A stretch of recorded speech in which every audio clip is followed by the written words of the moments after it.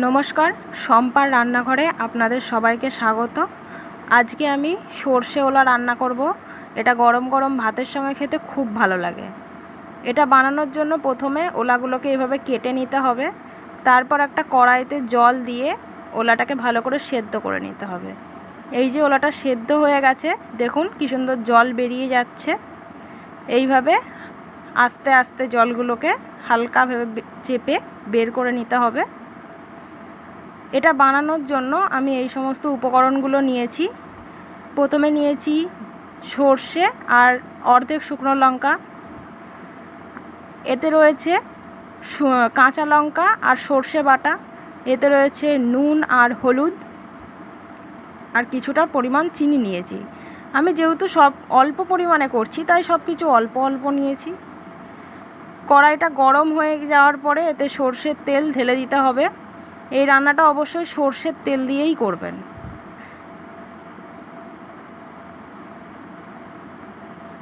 এরপরে এর মধ্যে আমি শুকনো লঙ্কা আর সর্ষেটা ফোড়ন দিয়ে দেব।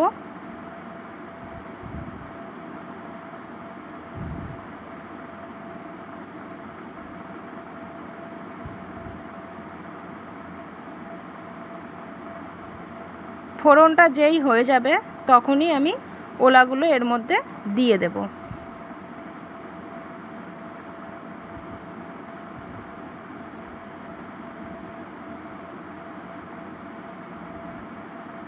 এবার এগুলোকে ভালোভাবে নাড়তে চাড়তে হবে।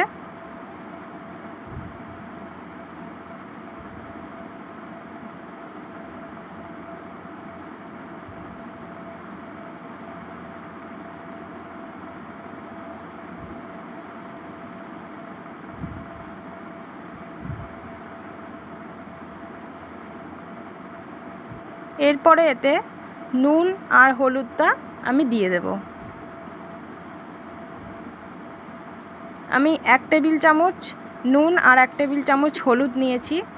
যেহেতু আমার ওলাটা অল্প পরিমাণে, তাই আমি সমস্ত উপকরণগুলো অল্প অল্প পরিমাণে দিচ্ছি।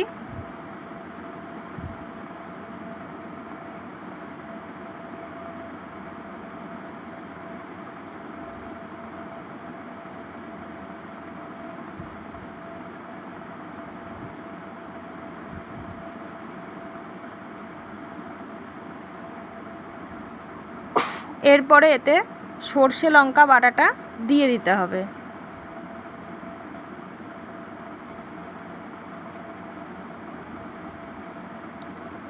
এবার আস্তে আস্তে নাড়তে হবে।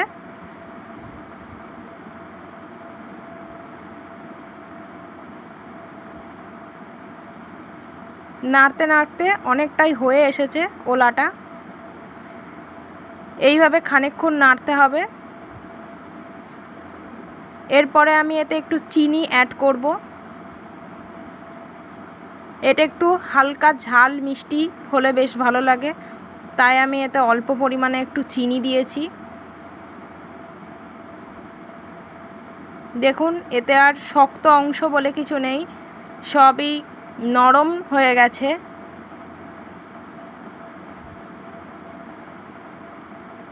এটা কড়াইতে যতক্ষণ না লেগে লেগে যায় ততক্ষণ এটাকে করতে হবে। দেখুন এবার কড়াইয়ে কি সুন্দর লেগে লেগে যাচ্ছে। আর কিছুক্ষণ করার পরেই আমি এটা নামিয়ে ফেলবো।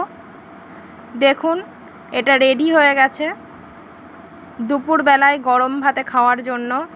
খুব সুন্দর একটা রেসিপি, আপনারা নিজেরাও বানান খান, খুব ভালো লাগবে। ভিডিওটা ভালো লাগলে অবশ্যই লাইক করুন, শেয়ার করুন, কমেন্ট করুন আর সাবস্ক্রাইব করুন। নমস্কার।